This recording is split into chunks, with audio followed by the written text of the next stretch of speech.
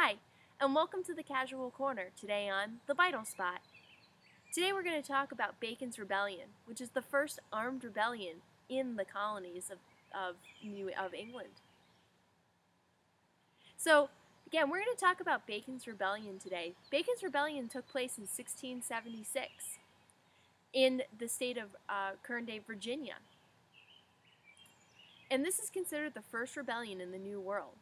Nathaniel Bacon, who was the leader of the rebellion, was upset with the way the governor, William Berkeley, was conducting business in the colony of Virginia.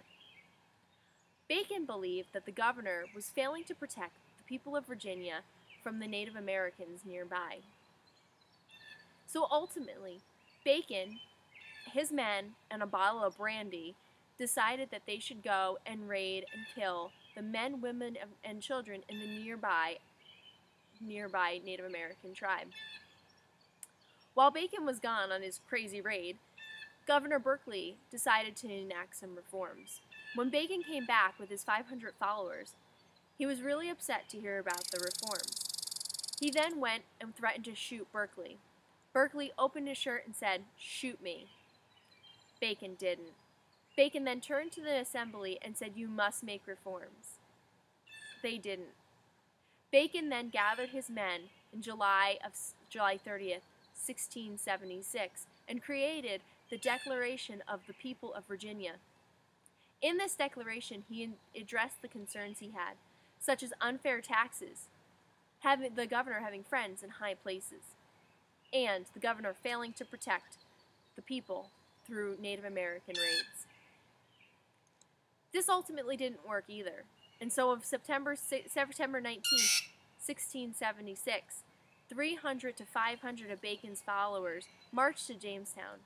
They raided the city and burned it. This was still ultimately not the complete success that Bacon had hoped for, but really what did Bacon in was the fact that he died. And on October 26, 1676, Bacon died of dysentery, which is basically pooping to death. The whole movement lost its push once Bacon was gone. And Governor Berkeley was reestablished as governor. He then hung 20-something of Bacon's former men and seized their land. Ultimately, the King of England said this was not fair either, and Governor Berkeley ultimately lost his job.